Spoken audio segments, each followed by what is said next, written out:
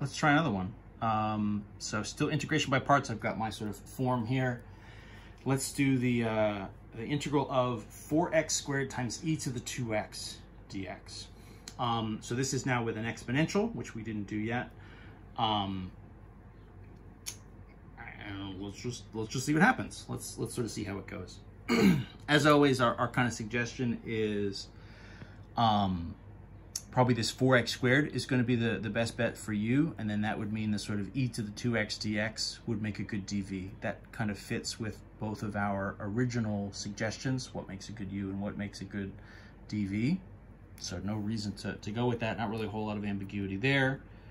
So let's just let it rip. Let u equal 4x squared. So that means du dx would be 8x. So du would equal 8x dx. Okay? So there's u, there's du, simple enough. So then this guy, right, with the dx is my dv. So let dv equal e to the 2x dx.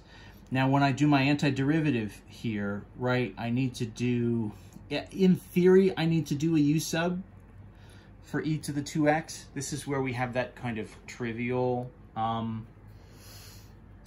inner function where it just is like a constant times x. So you may or may not remember that what happens when you have 2x in the power here is in your antiderivative, you essentially just have an extra 1/2. It's 1/2 times the integral of e to the 2x. So I guess I'm just going to kind of write that. So my v here would be 1/2 e to the 2x, and so maybe I'll make a little note, right? Note, this is this kind of e to the ax form is always going to give you this 1/a e to the ax plus c. I think that was back from the original u substitution chapter. We sort of talked about that a little bit. The book had a whole nice table that, you know, listed out where that would happen, right, for different trig functions or these sort of exponential functions. Anytime your inner function is just this trivial, you know, 5 times x, 2 times x, negative 3 times x, you get this just 1 that number in front, right? What you're getting from your, what would be your u sub in that situation is just this extra fraction in front. I'm hoping that at this point you guys have sort of seen that enough that you're okay with sort of where that all comes from. If you're not, I guess definitely get in touch with me and let me know. I'm hoping that's okay to sort of make that step. It's easy to drop those 1/2s, and they obviously make a difference on your final answer. They're going to throw off your constants and stuff otherwise. So, what's this going to be? So this should be, right, uv minus the integral v du. So what are all those pieces? My u is purple, u is 4x squared, times v in green, which is this, you know, 1/2 e to the 2x, minus the integral of v, 1/2 e to the 2x, times my du, which is 8x dx. I'll clean this up, I guess, right? So this would be like, you know, 4 and 1/2. That's going to be 2x squared e to the 2x. No big deal, right? That's done. Minus, this would be, you know, 1/2 and 8. You know, this is going to be like a 4 maybe out in front. And then this would be, right, kind of x times e to the 2x dx. And this is the point where if I had sound effects or something, I would put a record scratch sound effect on here because, you know, oh my gosh, that is not what a record scratch sounds like. That's what I get for trying to just like go for it. We can't do this integral, right? What we've done so far is just run this setup once, and then we've just had an integral here that's just like good to go, and we haven't had to worry about it. We can't do this. This doesn't go in one.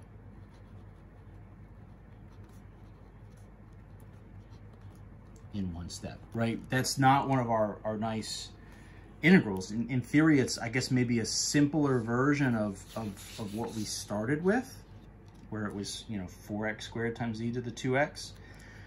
You know, this is, I guess, you know, 4x times e to the 2x. It's kind of better. It's like heading in the right direction, but it's not there yet, right? This is not cleaned up enough that we are like good to go.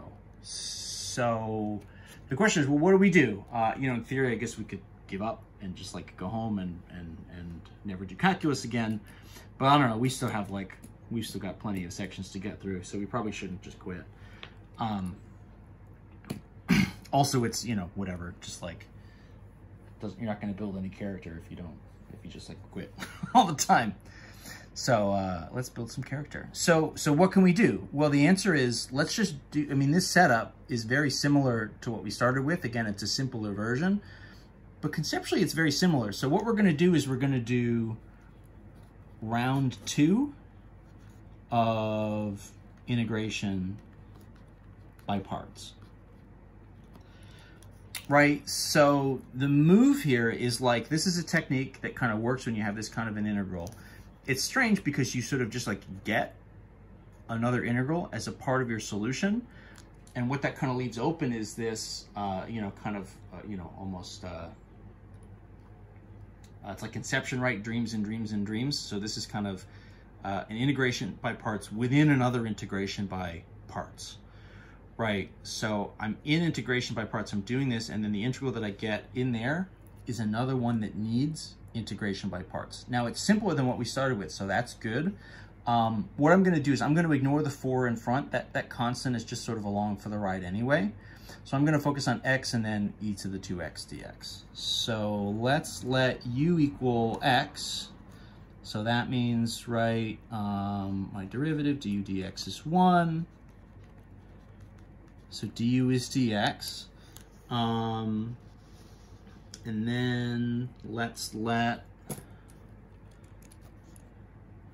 repeat ourselves. Let's let dv be e to the 2x dx. I mean, again, that's kind of the suggested pieces anyway, right? I mean, that's what we were sort of working with. That means, right, that if I integrate, this is exactly the same thing that we had before, so my v should be, right, it's that 1/2 e to the 2x, right? I get that extra 1/2. So here's right, u and du, here's dv and v. You can notate it as kind of u1 and u2 and v1 and v2 and dv1 and dv2. I'm not quite doing that. You could make an argument, maybe I should. I think it's okay. I hope it's okay. And we'll go from there. So what we're going to do then is carry down. So, right, this is 2x squared e to the 2x minus, right, 4 times the integral of x times e to the 2x dx, right? So this is here. The 2x squared, right, times e to the 2x is done. That part's good to go. So what I need to expand is this, right? So this is going to become another round of uv minus v du. So I'm going to keep all this stuff in front, in place. And I'll try to kind of color code this so it's clear where all this stuff goes. So 2x squared e to the 2x minus 4 times, and here's where I will start to do my new substitutions, right? So in the second round, right, u is x times v. I kind of screwed up the colors here. I guess I'll do my v here in green and my dv in green. Times, right, 1/2 e to the 2x minus the integral of v du, right? So that's 1/2 e to the 2x. And then my du is dx. And then I'm going to close these parentheses. This got just a little bit messy. So there's a couple things going on, right? This was 4 times this whole integral, right? So the minus 4 is still there, and then you're multiplying by, in parentheses. So this whole thing, right, uv minus integral of v du, that whole thing is the antiderivative. So if this is 4 times the antiderivative, that means, you know, minus 4 times everything there in parentheses. So there's some distribution that needs to happen here. Maybe what I'll do, so let's call this 2x squared e to the 2x, right, minus 4 times x times 1/2 e to the 2x, and then this will be plus 4 times the integral, right, 1/2 e to the 2x dx. So I'm just doing a distribution of the 4, and then this can be just cleaned up algebra style. And then this piece, right, this antiderivative, you know, 1/2 times 4, that would be 2, right? This would be sort of plus 2 times the antiderivative of e to the 2x dx is 1/2 e to the 2x plus c, right? We've done that derivative kind of over and over and over again. So that's where that's coming from. The rest of this I can carry down and just clean up a little bit. So 2x squared e to the 2x, 4 and 1/2, right? That's going to be kind of minus 2x e to the 2x plus, you know, 2 times 1/2, right? So what would the final version here be?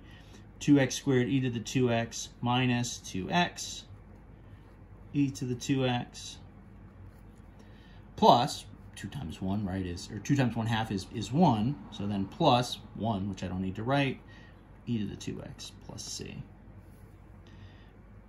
And when you get them sort of all expanded all the way out, you can kind of start to see a little bit what the pattern is here, right? They're kind of simplifying, you know, every step you do, it gets simpler and simpler, right? It kind of started at, way back up top, right? It's a 4x squared times e to the 2x, you know, in our sort of first round, you know, we've got the square here, and then there still is an x left over. And then by the time we go through the second round and we get to the final version of it, you have sort of a squared term, you have an x term, and then you finally have this like e to the 2x by itself kind of term. Doing a derivative of that answer and then sort of checking that it would simplify all the way back down to your original, I mean, that would obviously take a few steps. We're not going to do it now. We just don't have the time or the paper. I'm literally at the last inch of my paper here.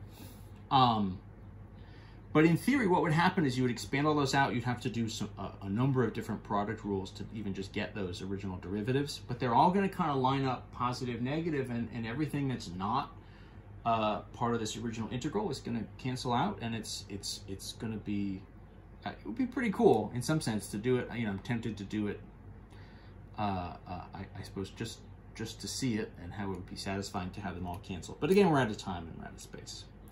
So, you know, imagine a sort of on your own as an exercise, doing that derivative and sort of canceling everything out. How much fun that would be. So this is a thing that can happen. You can have these kind of multi-round integration by parts.